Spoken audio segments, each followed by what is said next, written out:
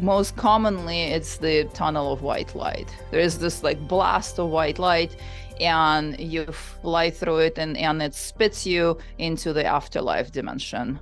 And you immediately face the beings. Hello and welcome to Passion Harvest. I am Luisa, your host. Thank you so much for joining me wherever you are in the world right now. I'm really excited about our guest today, Isabella Greene.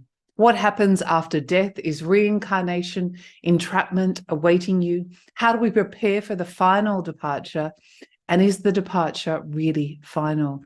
Isabella Greene travels beyond the veil and explores realities of other dimensions in search of the answers to her most burning questions. One of these questions was about exiting the cycle of reincarnation on Earth. She also journeys to explore past life memories, beings that greet us after death, and astral projection into heaven and hell, and much more. Isabella is the author of Leaving the Trap: How to Exit the Reincarnation Cycle. Isabella Greene, I'm so excited to have you on Passion Harvest. Welcome to the show. Thank you for having me. I've been looking forward to this. Isabella, a big congratulations on your book, Leaving the Trap: How to Exit the Reincarnation Cycle. I've got so many questions for you, but I guess the first one is, how do we never reincarnate again? Thank you for that. But well, I think that it takes a little work and it takes a little practice and preparation, but it is doable and achievable within this lifetime if a person desires to no longer continue being recycled within the earth plane. A lot of people prefer to be recycled within the earth plane. They love it here. And I had people asking me questions such as like, why would I even want to get out of reincarnation cycle? So these are the ones who are staying, but the ones who want to go can go through some practices and exercises and prepare themselves both emotionally, mentally, and also in a way of learning to operate their non-physical form while still alive. These are the recommendations that I give in my book, and so I'm pretty sure that they're going to be able to hop out once they take their final breath and after this lifetime.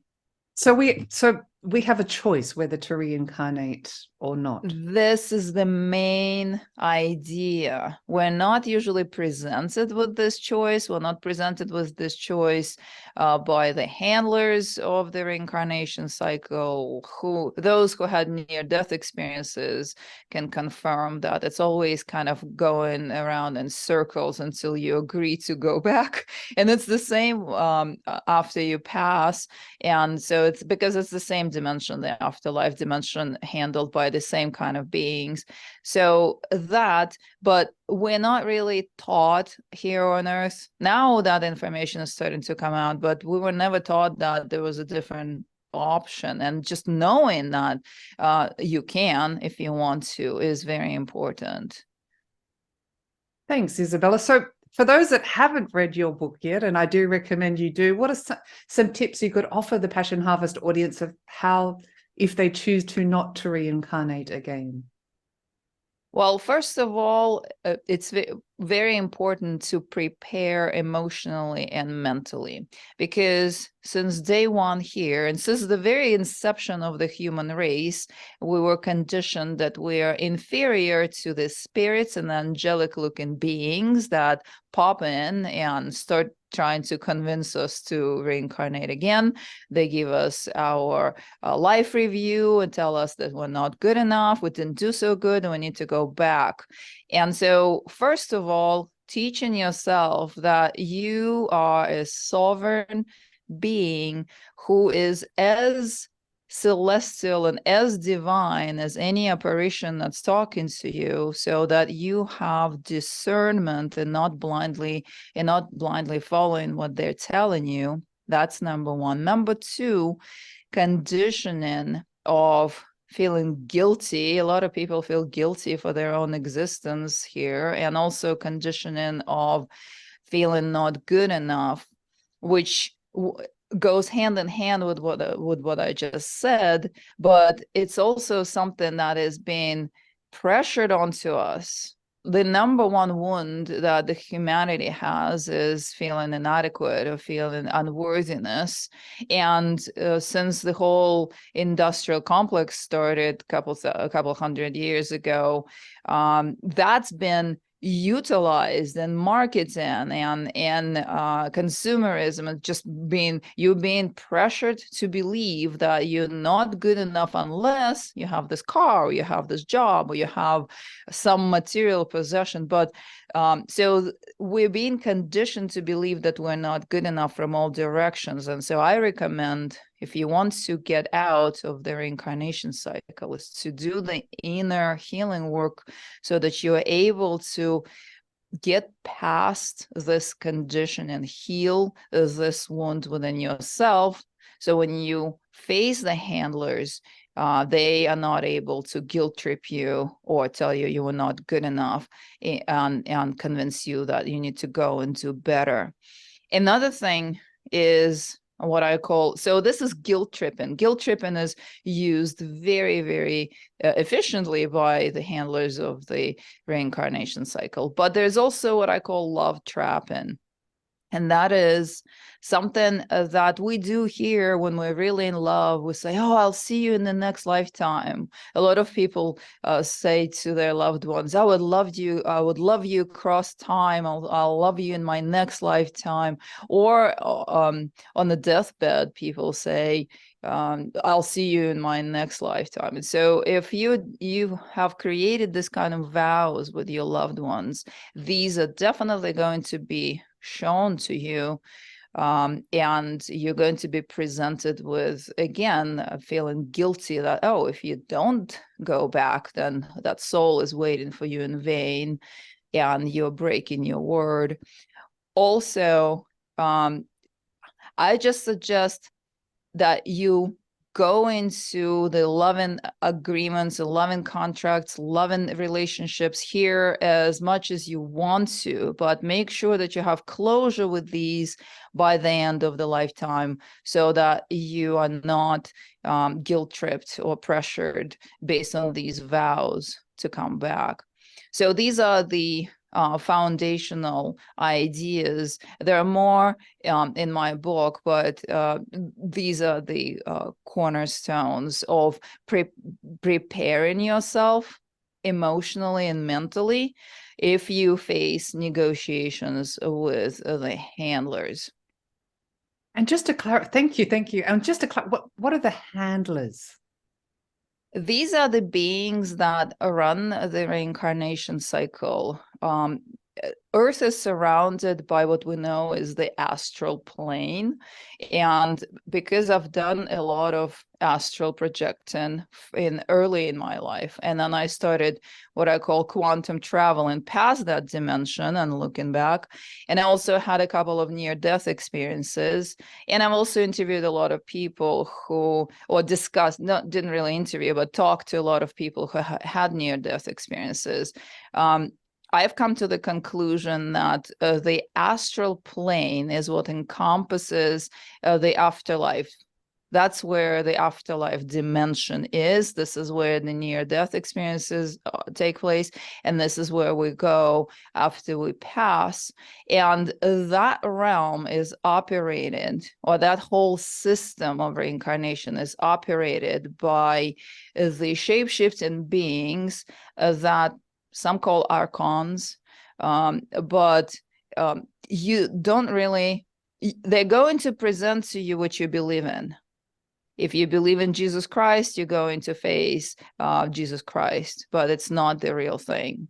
If you believe in angelic beings, you're going to be surrounded by angelic beings. If you are in Hinduist tradition, for example, and you believe in Krishna, you're going to meet that being. They're telling you that you have to go back. If you don't believe in any of these, You're going to see your loved ones or the ones that you miss the most greet you and tell you that you need to go back, because they literally shapeshift into just anything that is going to be the most convincing for you. Wow. I mean, that certainly explains one of the theories of why everyone has such different near-death experiences. Right. What, whether you call them archons or shapeshifters, how do they profit from this reincarnation experience? What have they got, what's in it for them? Well, there is a belief that they are harvesting energy, vital energy of the human beings. That energy is called loosh. After I wrote the book, people started reaching out to me saying that that term was coined by Robert Monroe. I never read Robert Monroe, never even heard of him until after I published the book and started giving the interviews, and people started reaching out to me saying that. But it is the vital energy of the human being that is especially delicious for the handlers when we're in suffering. So all gradations of suffering. If you zoom out and look at the whole human experience, I mean, suffering for the majority of the population is pretty much a standard kind of type of living. We don't even notice that we have these beliefs like no pain, no gain, love hurts, and like that kind of stuff. But it's very much ingrained in the human psyche that we have to suffer to get something in life, that we have to suffer just to, that it's just the way it is. But the suffering is what produces the highest amount of that energy, and this is what the handlers profit or actually live off of. I mean, it sounds kind of scary in my humanness. I have heard that the more negative we are or suffer or in a fear-based state, the more energy that's produced. Also, the other question is, are these thoughts our own? I would suggest that there is a whole different structure to our thoughts, because I work with people, I do spiritual healing work, and I always start with childhood conditioning. And then we have entities who are attracted to the wounds that the person experienced during childhood conditioning. And let's mention that the person came into a specific family because they are paying off their karma. That's what they were sent back to earth to do. And so the family produces the kind of suffering and the kind of trauma that continues recreating or creating that kind of trauma. And so to that, the entities are attracted. And so the person carries what's called auric attachments or hitchhikers in the energy field.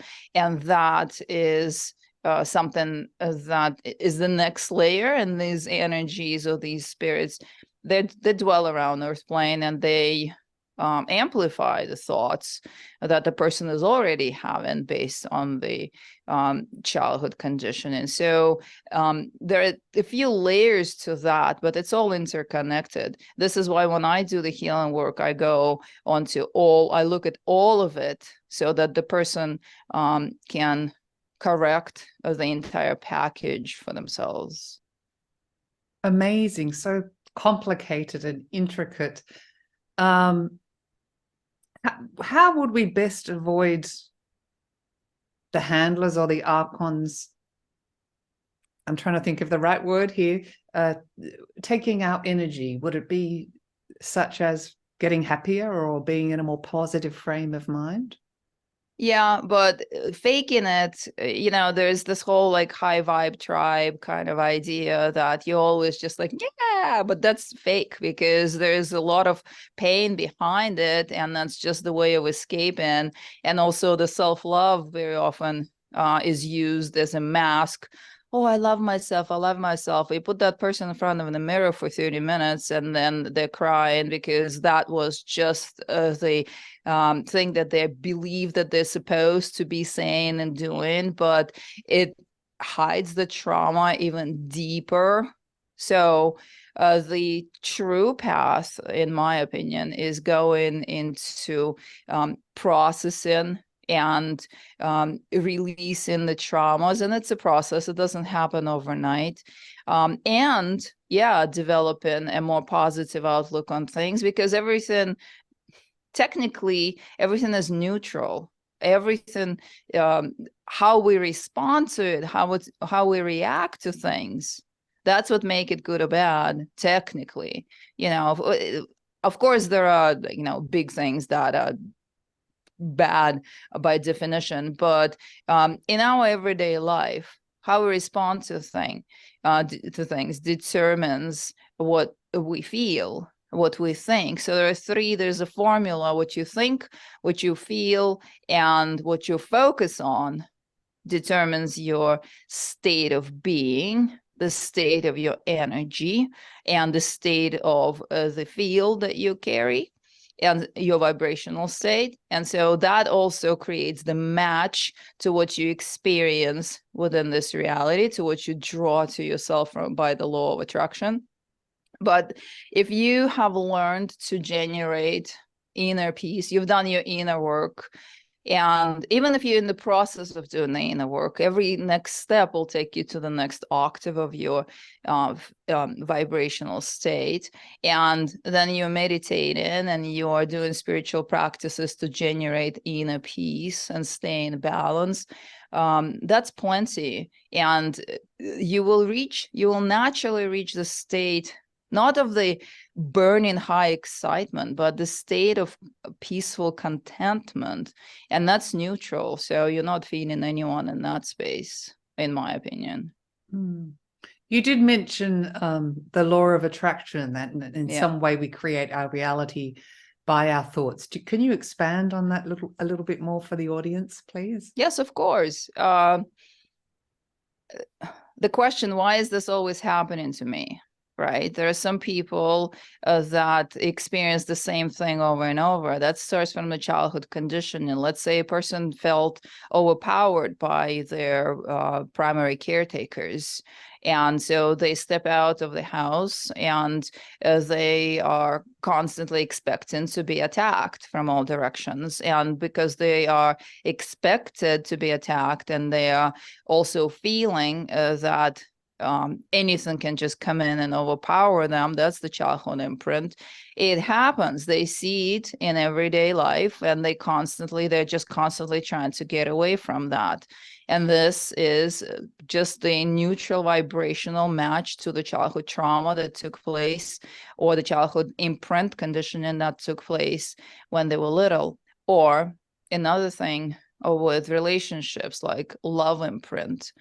I do exercises with people when they come to me for sessions, where I show them what is running behind the scenes, what's generating their reality for them, what conditioning is generated. And even those who've been through therapy, they are always amazed. They have like an aha moment with that short exercise that I give them. So the love imprint, for example, if the child was conditioned since birth that love is abusive, and they didn't know any better, because when the child is brought into a home, they expect, it's a natural instinct that they are loved. That's what's imprinted in their subconscious mind. They come out of their parents' home, and they are the most attracted out of 100 people in front of them. They will be the most attracted to the one who would reproduce that same love imprint with them.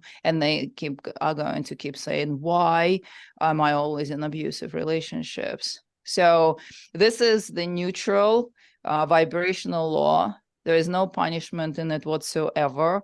What we put out, we get back. What we are vibrating is shown back to us from the outer reality. So correcting what's going on internally also corrects the outer reality. Yeah, so true, so interesting. Sometimes it's hard in our humanness. Just a question that came to me. Many of the audience have lost loved ones and are grieving or mourning or missing their loved ones. What is your advice for them? Talk to them. My advice is talk to them because they didn't go all that far. I know that from my own experience with my father. My father passed last year, and I was able to communicate with him as soon as he was out of his physical body, more so than when he was alive, because the telephone or anything was no longer required.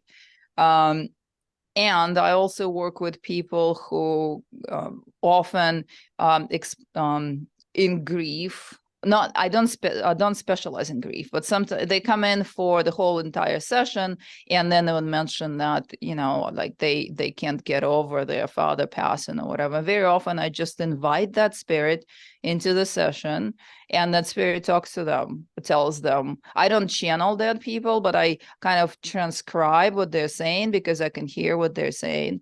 Literally, as soon as I call them in, I start hearing communication from them. So I convey the message to the people, and it makes it much easier for them. Literally, it generates closure for the people because the whole thing is that you feel that they're gone forever and there's no way to reach to them or talk to them or feel their presence, but they're around. They are able to observe you. They're able to send you messages. Very often these messages come through music. Birds carry the messages from the other side, or mediums, you know, and there are people who specialize in communication with the other side. For example, Rinaldi is the last name. Sonia Rinaldi. Sonia Rinaldi, and there are documentaries on YouTube, and she has a website and stuff. She created a device that actually generates the images and the voice of the person from the other side. You can literally see and hear your loved one from the other side. It's incredible. It's so fascinating. And I guess you said talk to them, but maybe it's just we have to be mindful they're not going to be communicating in the same way. You can't pick up the No. They're not necessarily going to communicate in words. You might not hear the whole conversation. Yeah. It's a different means of communication. Right. It definitely is more telepathic, although I do hear words quite often. The beings from higher dimensions do not use words. I use concepts, but the loved ones, the human souls, they very often use words. And sometimes it'll be just one short phrase or a couple words, but I could hear my father loud and clear in words. So Amazing. the ones who are within the human realm and the human afterlife, they do use words. Yeah. Although again, the messages can come in as music. Let's say you wake up and there's a song, the chorus of the song with specific words just playing in your mind. Look at the words. That could be the message from your loved one. Very often they communicate in that way if they cannot reach the person. And if the person is in high grief, they're heartbroken and everything is contracted, they are not able to hear anything otherworldly, then the loved ones are not able to reach out to them in words. Thank you. You travel beyond the veil, have and still do all the time. I'd love to ask you about this. First, I guess you did detail it a little bit, but what happens when we die or when our physical body dies? I've observed a few different scenarios, and these short observations in my book, at the beginning of my book, I give examples. And so I've observed that sometimes there's just a tunnel of white light. Sometimes I've seen there are two tunnels. One of them is of a different kind of light, different quality, and different kind of beings there, which are extraterrestrials that are participating in our reincarnation cycle. Sometimes they're just extraterrestrial beings there, and that's more for the soul that perhaps is connected to this particular consciousness, and especially for those who have been interacting with the non-terrestrial consciousness. But there are certain planets that are involved in the Earth reality in a certain level of consciousness development. So you come out of the body, and you're going to be vacuumed into one or the other. Most commonly, it's the tunnel of white light. There is this like blast of white light, and you fly through it, and it spits you into the afterlife dimension.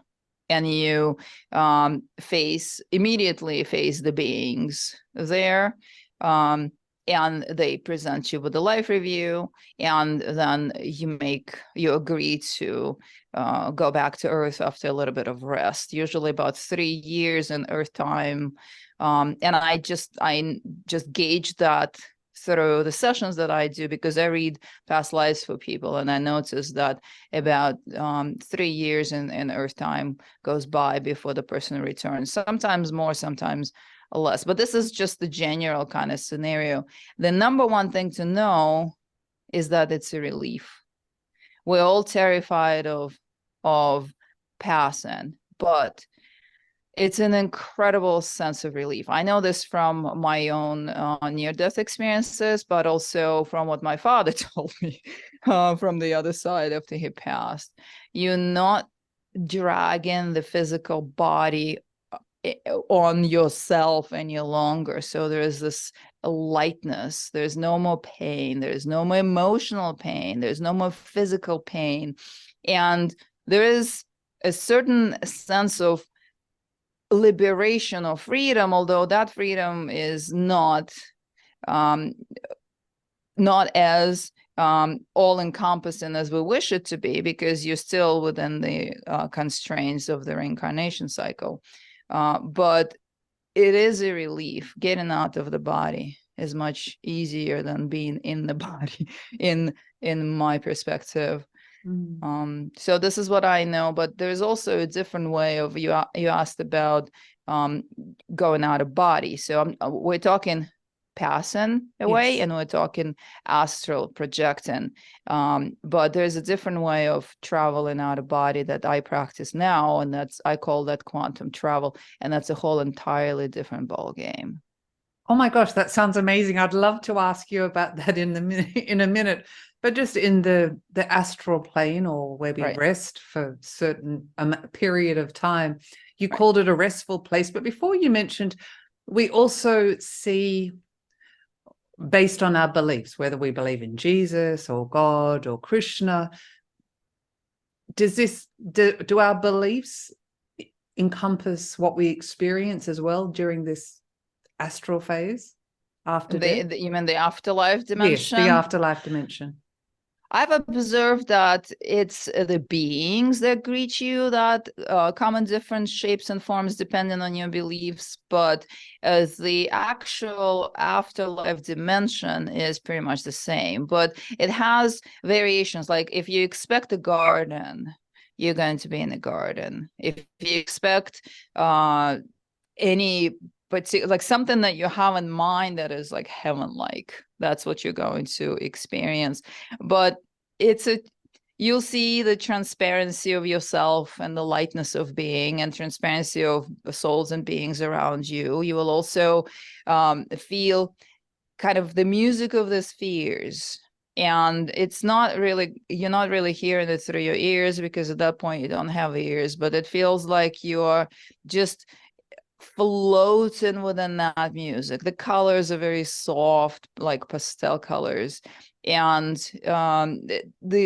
it's like a rainbowish kind of feeling to it. This is the majority of the stories that I have experienced. Although when I had my first near-death experience, I did not go into that. I just went to completely white space. Just there was absolutely nothing there. Everything was just white light. But let's just say in the majority of cases, it's a very pleasant experience, and people are changed by their near-death experiences because it allows them to kind of dip their toe into the freedom of the soul, which again is not presented in its entirety, but the lightness of being that is our innate right. And so people come back transformed because they experience that, and they also experience the sense of love, which a lot of human beings are starved for here on this planet. Yes. And just a last question on this. For those that believe in purgatory, or they've been a bad person, or there is a hell, Yeah. do they experience that?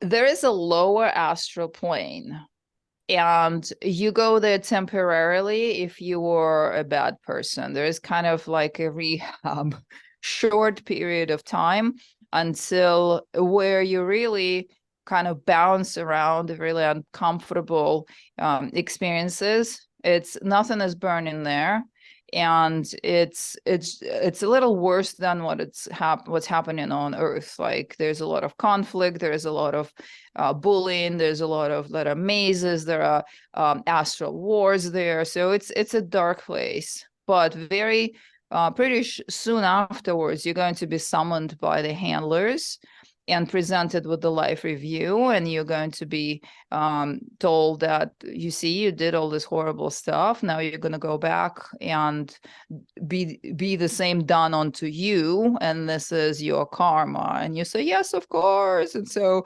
and then they hang out in the afterlife in the upper astral, which we consider heaven, just as well as everyone else.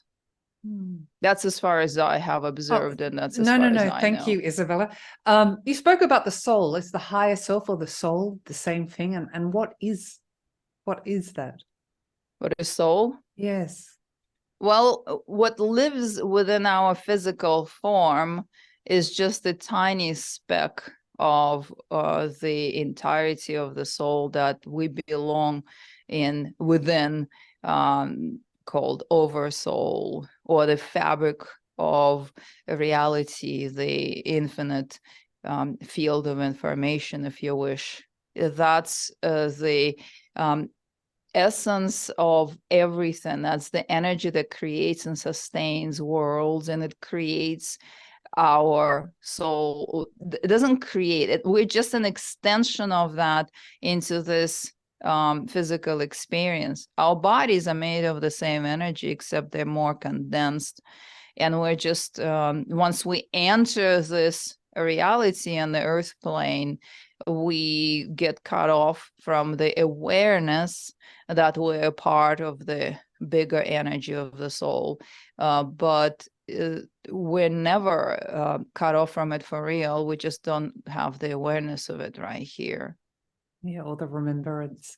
So you spoke about the oversoul. I have heard that all our lives, past lives or future lives, as depending on the term you use, are happening now. What's your thoughts on this? This is the concept of time, which only exists within specific dimensions. So are there parallel timelines? Definitely, but we don't have the awareness of them because we are limited within the awareness of our immediate physical experience. But there are such things as timeline shifts, for example, where you literally shift and experience almost the same reality, except it's a little bit different. And that's when you shifted a timeline, and that could be done by choice, or that could be done spontaneously. And we're constantly shifting timelines spontaneously. That's happening. And so we're multidimensional beings having multiple experiences and infinite amount of possibilities simultaneously, but we're blocked to the awareness of that. Yeah, I agree that everything is happening simultaneously outside of the limited dimension of time-space continuum, and especially when we have filters to filter that out. Gosh, you explained that so well. Thank you. So how, if we would like to, how would we jump timelines to potentially a higher frequency or a high vibrational timeline? Well, it is right back to doing the inner work. and also perhaps engage in spiritual practices that allow you to experience a different state of being. Because when you experience a different state of being, you experience a different timeline. I have literally worked with people who, let's say, came to me at a certain point, and I read their past lives, and it was all horrible experiences. I don't know, let's just say crime and this and that. And they just, in this lifetime, just came out of jail. And so they're matching the timeline that links them to all of that. Then they do the inner work. They clean up their lifestyle. They engage in spiritual practices that allow them to elevate their state of being. They come back to me 3 years later, for example, and I read their incarnations, and they're matching ascended masters. It's like an entirely different story.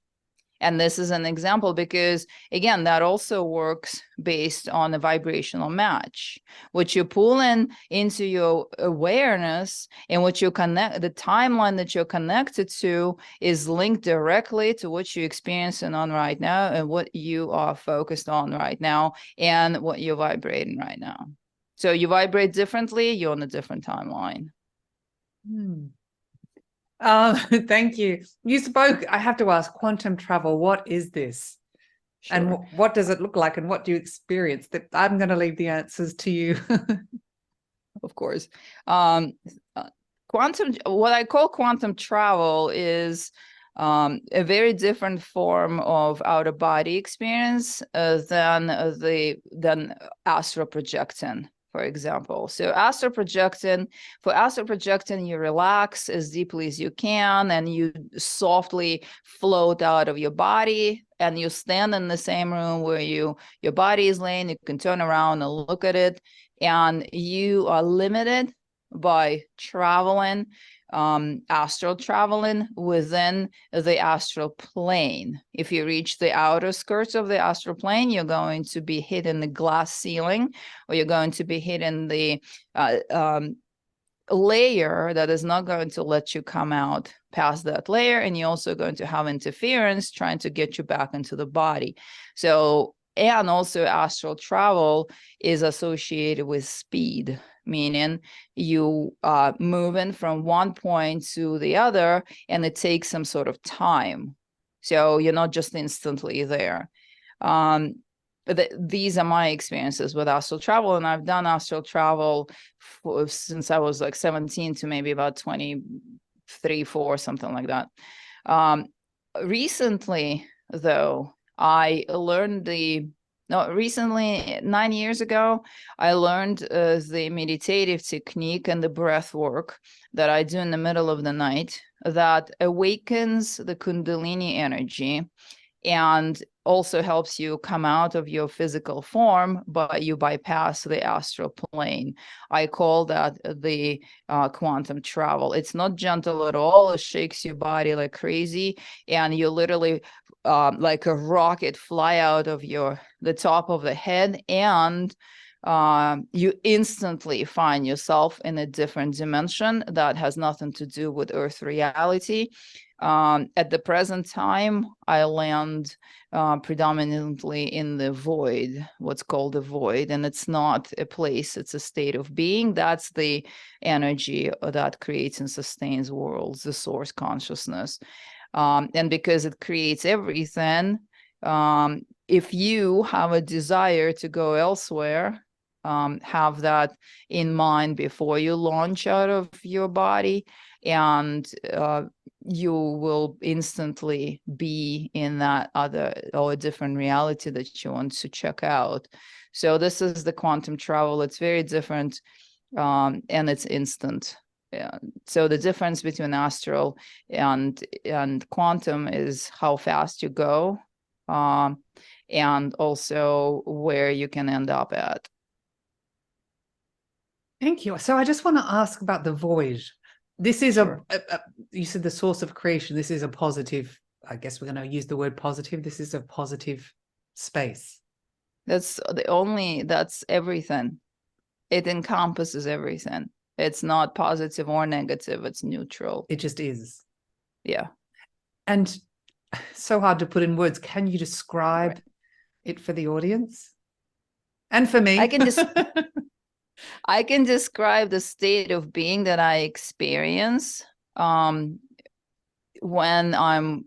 and saying I'm there makes it sound like it's a place, but it's not a place. It's a state of consciousness. It's a state of reality. It's the energy that generates a reality, all of it. So technically it's God, or technically it's the source consciousness. When you have left your body behind and you have entered that state of being, there's an awareness. There's a very slight awareness of yourself as the human being. As a matter of fact, you don't remember yourself as a human being any longer. But you are consciousness. You're conscious in that state of being, and you experience the presence of literally everything, and at the same time nothing at all, because that space isn't completely black. There's nothing there, absolutely nothing there. But so for those who landed there, and I've only talked to 3 people so far, aside from myself, so 2 other people so far who landed in that space during the near-death experiences. And my big question is, why these 3 people, actually 3, yeah, I'm the 4th.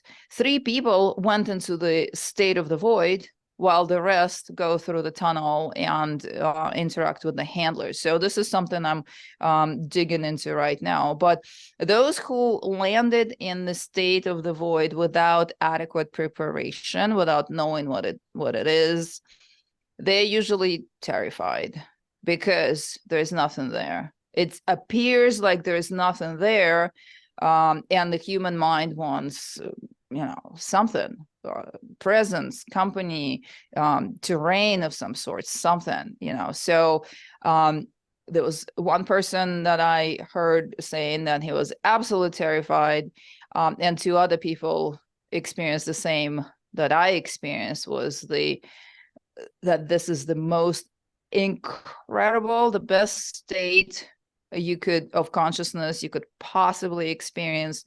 And the state of love, the unconditional love is neutral, really. So you experience that state from all directions. You're just in the state of complete peace, complete unconditional love. And that's about all that I can put in words, and then there's presence of everything, and at the same time, absolutely nothing there. So I want to go there after I pass in this lifetime and just stay for a while at least, until my soul decides, or a part of my consciousness decides that I want to personify or take some sort of shape form in a different reality. I'm talking from my humanness here. Right. Do you have any, when you're in the void, are there thoughts? Are you thinking about anything? You can't think because you don't have the brain. Right. But the consciousness is there, and so there is an awareness of everything. It's very hard to put in words, but let's say if you have a question before you launch, before you go into the void, into that state of being, if you have a question, when you go and you have that experience, when you come back into your body, chances are you're going to have an answer right in your mind, right there, because that's the field, quantum field of information, or whatever else it's called, the infinite field of possibility, well, I don't even remember all of the words that I used to describe that. Yeah. So you touched on this, but what's the point of it all? Why are we here?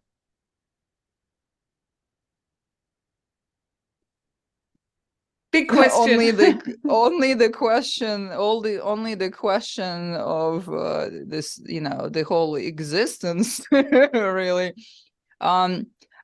I only know my own experience because I'm not really very, I don't really pay too much attention to what other teachers offer, only very few select ones, because I want to keep my information pure. All right. I don't want something to influence me. But so my experience was that I remembered, and that story is in the book, I remembered how I got lured into coming into Earth plane. And I was in an entirely different state of being, entirely different environment, entirely different consciousness. I was on a red planet. By the way, someone just read my book and created a whole bunch of artwork from the red planet, and it's on YouTube. Just they reached out to me and said that it was so inspiring. They seem to be having the similar memories. So it's so incredible.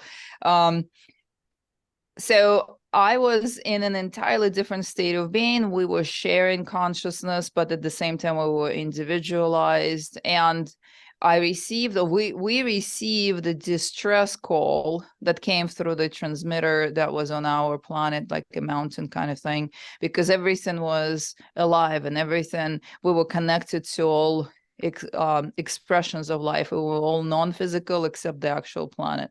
So I remember the feeling that I'm infinite and I'm powerful, meaning like I'd never experienced any limitation within that reality. And I want to go and help that world in distress that's sending out distress calls. And that was Earth. And literally the second I had that idea or that feeling that, yeah, I started being pulled into an entirely different state of being, which felt denser and denser, like let's say from the state of air into water, into mud.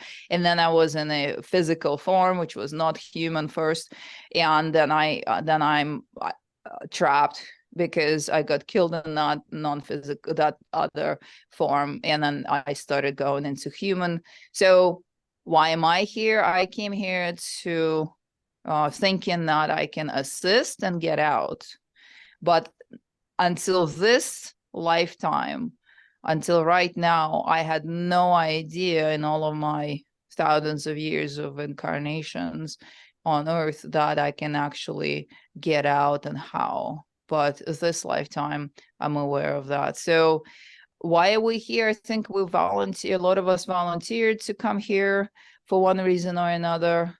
And now we're just running in circles around Earth plane, being like a battery for the beings that lured us here, I think. So I get the impression you're not planning to come back. No. That was a definite no. Definitely not. And I have an eye on a different reality that I enjoy visiting very much, and that's within the Andromeda galaxy. There is this lovely little planet there and the state of being there that I really appreciate, and I've discovered it through my quantum travels. And I think that after I'm done enjoying the peace of the void, maybe I'll go there and have a like a light body experience there. So we'll just see. And it's not going to be me like the way I'm talking right now as a human. I wouldn't even remember that, but that's something, just the thought that maybe that reality could be something I could check out next. So there's so many other planets and dimensions and galaxies out there, and life forms in whatever, not necessarily in human life, but in life forms of some way. Yeah. And my recommendation to the people who are planning to get out is to scope what's out there. I had no idea about most of what I know now, or where I've been now, what I've experienced now outside of Earth reality. You know, we know our neighboring planets and constellations that are being talked about, but there's so much more, and you can just go ahead and experience what you resonate with, what feels good to you. And then that could be something where you will hop after you pass this time. And the ideal case scenario is that you've learned how to quantum travel while you're still alive, which means when whilst you're passing, you're not going to go into the afterlife dimension. You go straight into the void, or you go straight to the place where you selected, that you have already selected for yourself. That takes away the fear of death, and it gives you infinite choices. Thank you. One more question. I read that you're influenced by the work of Dr. Joe Dispenza. I think he's Yes. wonderful. What I guess Oh, what's yeah. the key takeaway, or the few key takeaways from his work that you admire?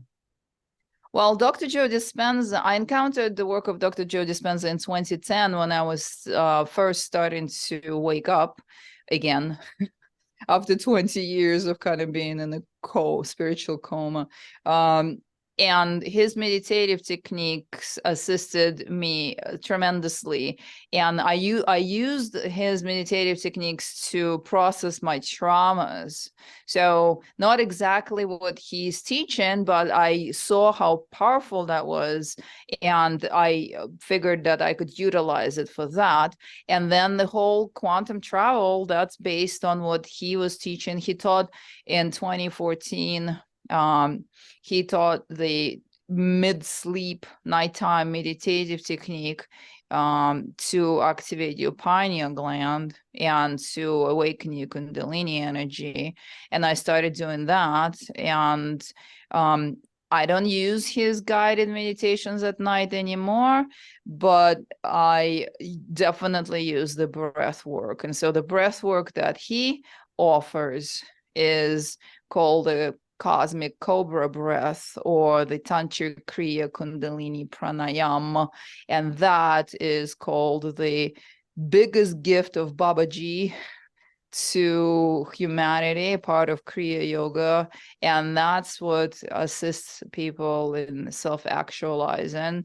And that is the practice that changes your life, even if you are a non-believer in one way or another. I was very dense. I was very corporate. I was a rock and roller also, like a rock star at night, corporate during the day, super analytical, super traumatized, addicted, and sick in every part of my body.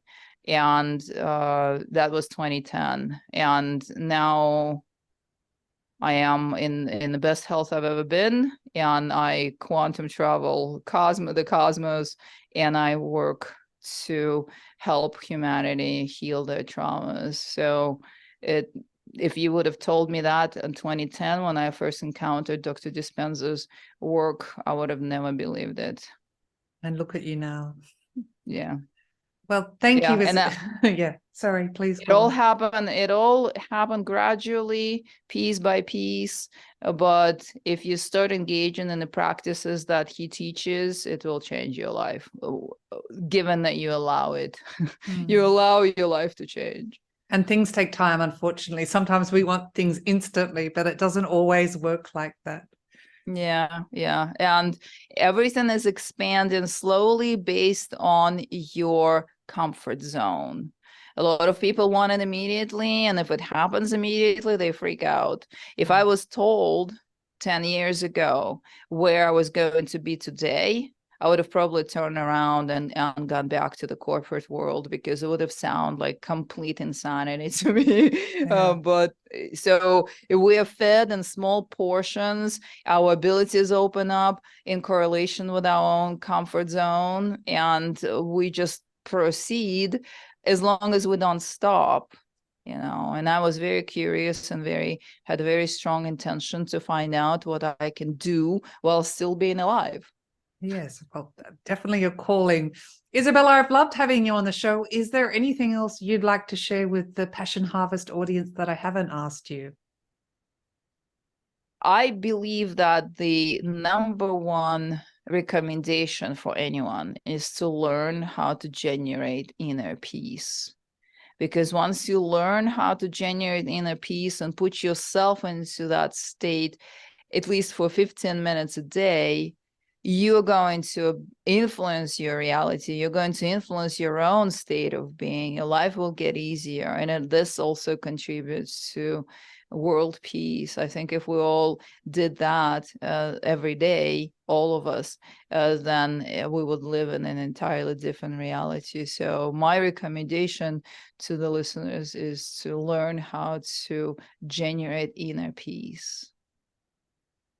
Oh, what a beautiful way to end the show. And I will leave a link for listeners or watching to contact you on your website, which is behind you if people are watching this, but I will leave a link in the show notes below. Isabella Greene, thank you so much for being on Passion Harvest. My gosh, what a wealth of information. Thank you. It is my pleasure. Thank you so much for having me on the show. Oh, it was wonderful. Thank you so much. Bye-bye. Bye. If you liked this episode, please do subscribe for weekly passionate, inspirational interviews.